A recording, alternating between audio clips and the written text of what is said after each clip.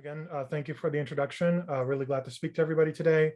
I think that I prefer to have a fairly kind of open-ended discussion mode, so I'm happy to take in questions and have kind of active participation. But overall, I've only got a couple of slides to run through as I kind of discuss um, some stuff that I think everyone will be familiar with, and maybe some new things related to the current trajectory of the space domain and how my team at Scout Space is working to improve the direction we're taking overall as a space community. So, this really exciting graphic from Isa, I think, is pretty widely seen now. But we're talking, I think that what a lot of people talk about is just the absolute scale of the problem that we're dealing with in terms of space debris. Not only are there objects that might be operational satellites that have been growing geometrically in scale, the populations thereof, but there's also a lot of micrometeoroids, other resident space objects, and actual outcomes of collisions and fragmentation events that are lurking in space. If we can see, order of magnitude 50,000 objects that we're tracking actively in orbit, there are hundreds of millions of other objects that are large enough to actually impede operations. And they don't have to be enormous to actually get in the way. As we kind of look at the space environment as a whole, we see on-orbit anomalies occurring every year with commensurate losses. And those losses can be both in terms of partial and full failures of spacecraft. They lead to some people estimate over $500 million a year from these kinds of occurrences. And I'm not talking just about fragmentation events. There have been something like 600 on-orbit fragmentation events observed since 1957. It's likely there's many more occurring below our sensing threshold. And that is something that my team at Scout and many other people nowadays are looking to look at more closely and kind of mitigate the trajectory that we've been taking on that matter. One of the contributing factors to the concerns about space debris and the concerns of what can happen to our satellites once they're in orbit is just how many of them there are today. As of spring 2022, a lot of estimates around 5,500. There's now at least 1,000 more in orbit since then. And in the past 3 or 4 years, I think there have been, the amount has doubled of the amount of satellites that actually were in orbit. A lot of those are Starlink satellites, and proliferated low Earth orbit constellations are a huge amount of the actual population in orbit right now. There has also been, I think, a commensurate increase in the awareness of the need to kind of work together. There is very much a Wild West approach to putting things into orbit for many, many years. But still, nothing is really slowing down the growth in this economy, in the space economy. We have increasingly crowded orbits, and we're looking at, okay, how do we maybe structure it a little bit better, how we actually operate in that environment. We have built up consortia like CONFERS, the Consortium for Execution and Rendezvous and Servicing Operations.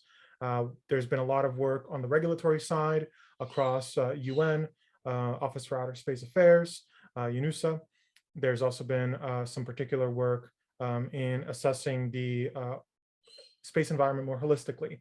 There have been different organizations, different countries that have tried to kind of lay down lines in the sand about how are we going to be operating in space, how are we going to manage people's rights, ownership of things, and new kinds of categories of space operations like space resource acquisition and processing, manufacturing, et cetera. But all these things, I think, tie into, we understand that we're going to keep growing the amount of objects in space, and that those objects that we put into space are going to have to contend with an increasing amount of space debris. So how do we work around, how do we create a resilient space ecosystem? Like I mentioned, there's a lot of policies, a lot of operational standards being developed, not just by CONFERS and other groups. Scout is a signatory for CONFERS, also the Space Safety Coalition, looking at more sustainable and conscientious practices for space operations. There have been assessments and studies of how we can actually collaborate and coordinate um, between people that are looking at space from the ground, people that are working in space, um, mitigating things like occlusion of stars by satellites or impact on astronomy from constellations. Those have all been topics that come up fairly often in conversation, and unfortunately, I'm going to say that that's something that's going to continue happening. We're between a rock and a hard place in terms of space populations. We can't make them invisible because otherwise there's no way for us to proactively track and assess them. We currently lack the ability to accurately and consistent fix and track the position of a lot of space objects in space in anything close to real time. If they're smaller, it's even harder. But there's ways to actually work through that problem that my team in particular has been working through. So for the team at Scout, we look at the problem of space debris proliferation, the general growth in space populations, and the ensuing kind of uncertainties that we have to deal with in terms of operational risks growing, and having more assets that are at greater risk, because we will see more debris being generated by more objects that are in space interacting with debris that are either already there or micrometeoroids or other objects that are already there, as well as the results of additional fragmentation events. We've seen a number of them even in the past 6 months. That comes down to instilling within systems that are put into space the capability to see, to learn, to act. So my team in particular is focused on building and deploying space-based sensing systems, which support conducting onboard navigation through edge processing and using artificial intelligence, machine learning, as has been discussed a lot during this event, to actually enable systems in orbit to very proactively look around at the environment, actually characterize it, and start making decisions about it. Over 50% of on-orbit failures have unknown traceability. There's been data from space insurers estimating that more than 70% of on-orbit failures could be partially or fully mitigated with data derived from on-orbit data sources. We can see a lot of things that are going to kill us, in short. And with the relative low amount of on-orbit fragmentation events that actually have occurred, we actually can, there's a lot of ESD, electrostatic discharge root causes. There's also events that don't necessarily lead to fragmentation, but which are, actually significant enough to cause damage to the satellite, which eventually leads into a death spiral operationally. There's a lot of things that we can do to actually start making the space domain a little bit more resilient. And as we saturate the environment with more satellite, well, those satellites should have the capabilities to do it themselves. From the ground, we're not going to be able to continue scaling to maintain the custody that we really need on objects in space on our critical infrastructure. Increasingly, I would say, critical infrastructure that we use to have ourselves all connected together. And even though today we're dealing with collision risks of 0.1% per square meter of a satellite with debris that are over 1 centimeter in size, like I said, that's on track to be growing. And the things that are under that size are those that can only really be tracked by onboard capabilities. So let's dive into it a little bit. A lot of what we're pushing forward is reliant on edge computing capabilities, having onboard collection capabilities that are easy enough, small scale enough, lightweight enough to be put into a payload system that we've been working on and providing to customers, and having that system be as autonomous as possible in how it actually tasks itself without the necessity for a human in the loop for ongoing operations to conduct neighborhood watch, assess what's going on around me. What is that thing? How is it moving relative to me? How can I kind of attribute the kind of events in my vicinity? And then how can I process those into an assessment of what maybe I need to do? So the autonomy piece, I think, comes into the very start of starting to assess the environment, but also in terms of acting to mitigate the risks that we perceive. We've done a lot of work on uncertainty quantification and risk assessment in situ.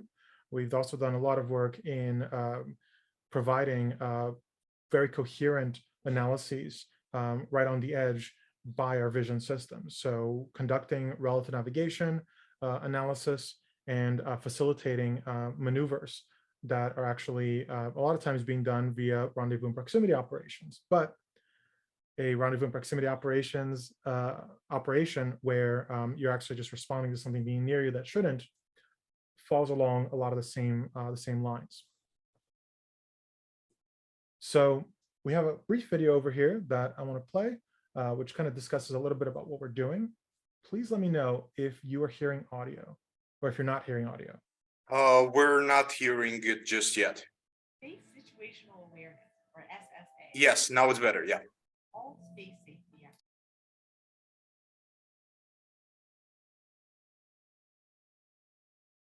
And now the voice is gone again, Sergio.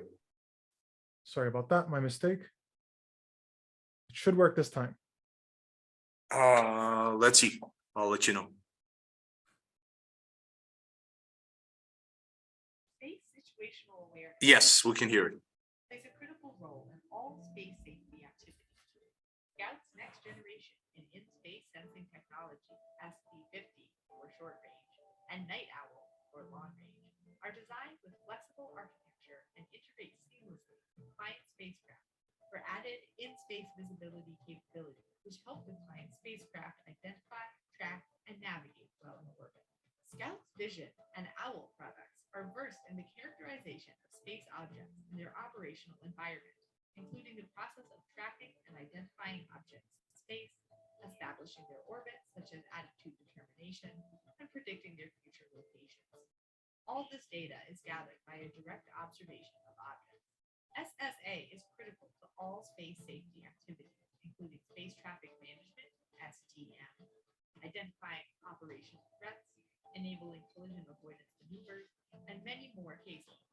Scout's vision technologies support a safe and sustainable environment in space for all of us here on Earth.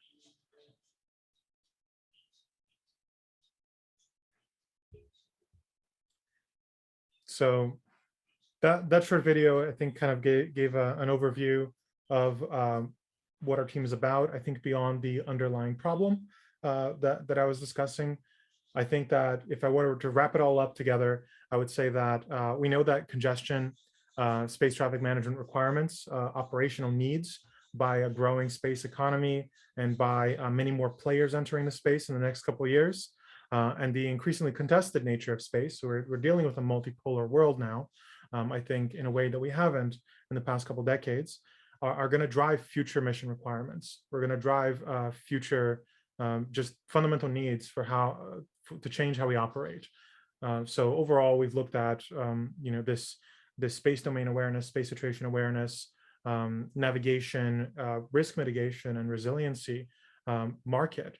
We project that there's going to be a tremendous need for that in the next couple of years from constellation operators, insurers, data end users. And today, my team is preparing to actually contribute to that scenario. We're building standards, we're building the sensor architectures, and we're building autonomous systems that are going to help decision makers keep space safe from debris, tampering, uncertainty in a space that's only going to shrink. So what's contributing to that are my co-founder and I, Eric. He brings in a lot of the commercial side of things. I focus more on the technical problems. Our CIO and COO, Vladimir, who focuses a lot on the software architectures and how to enable them.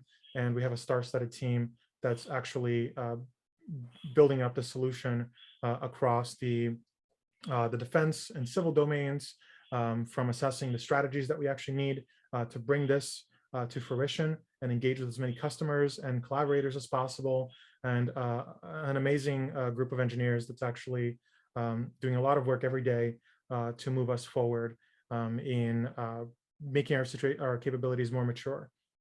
So thank you so much for your time. I'm happy to dive into any questions that anyone might have. and also happy to work towards coordinating any demos or showcasing how the Scout team can support your assets or de-risk your next missions. Perfect, wonderful. So thank you again for this very interesting presentation, Sergio, and definitely great to see again, great team that your team had, that your company has, and obviously knowing Eric and Tricia, so good experience very much dealing with those again, colleagues of yours. So my question for you will be, as we still have time until the session ends. So now with the growing need for the space sustainability and obviously the space debris becoming a long-term issue, and Kessler syndrome being just over the hill, right? So how do you see the current landscape of investment in the space sustainability market, especially with the space debris?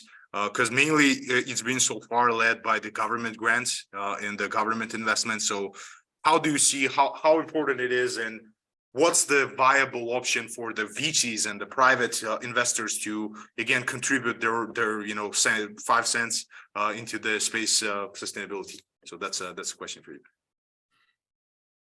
One thing that I said a little bit earlier is that we have to transition in space from this Wild West, settlement kind of perspective, right, into one where we have to start building roads. We have to start marking out, lines of operation and standards for how we all work together. And space sustainability is I think really closely aligned to that, because one of the things that one of the ways that I could look at it is that if you dump trash into the ocean, for example, that's not a problem for somebody that lives 500 miles away in the highlands. Right. At least not in the short term. At least not in the short term. It is a problem for anybody in the nearby shores. And of course, as the tides kind of keep working, it'll spread out and it'll get over the shorelines elsewhere. But the thing is that space is in all of our backyards. It's 100 miles away from everybody on Earth, right? And the thing is that it's constantly changing. It's self-intersecting, and it's one of those things where right now, we can call it sustainability, but really it's a way to just ensure that we can actually sustainably continue growing. There's nothing you can do if you overreach your carrying capacity immediately and collapse the ecosystem, right? And so we look at it from a terrestrial lens, where we are managing an environment we've been living in for a very long time, but in space we haven't been there for that long. Yet we have to be very proactive about this. The landscape, I think, lends itself to having a fairly long view on the problem, because this is stuff that is setting up a foundation for the future. And government stakeholders, I think, being the first ones to get very invested into this makes a lot of sense. As it so happens, a lot of times they have to take the long view on these kinds of problems for a number of reasons, right? There's strategic ones, certainly, but also ones where they're trying to protect everyone's investments. So the thing is that there's a lot of opportunities because we are establishing standards. We are, what we do today is going to matter a lot in 5 years, and 10 years, and 50 years. We're at this inflection point, I think. And so while the opportunities, I think, point towards a lot of government engagement initially, I think that there's a lot more coming down the pipe as groups start kind of taking more seriously the new paradigm of space operations, where we're not just doing single-use operations. A lot of groups in Japan are currently doing that. I mean, JAXA has just gotten involved in doing a body removal mission. I know I've talked to some folks across even the insurance ecosystem that are interested in better traceability of events. And there's a burgeoning, I think, ecosystem that is looking at this long road that we take from, like I said, like laying down the first roads, as it were, as a metaphor, to how do we lay down the power lines? So actually laying down the path to that, and to the next step, which is things like human settlement and actual resource management and logistics establishment in the space domain. So I think that this is, if you look at things from a big enough scale, if you look at it exponentially, I think that it's a no-brainer. And that's part of what drove my co-founder and I, a lot of my team, to actually get involved in this space. Perfect. So thank you for that. And also another follow-up question on that. As you said, that it doesn't really matter to some of the individuals that are not immediately again affected by the results. So we had a panel discussion on the first day on March 16th with some great individuals, and one of the panelists, which was the president of the Portugal Space Agency, so Ricardo Conde, he brought an interesting view and the point on the panel that he personally believes that one of the ways that we can address this issue more collectively was to impose sort of a tax on the companies that would be some sort of a function of the number of the satellites in their fleet and their annual revenue, right? So how do you feel about that? So companies having, let's say, to be liable and pay some sort of a financial punishment for, again, their activities to the government agencies that would later invest that money again in the debris removal missions.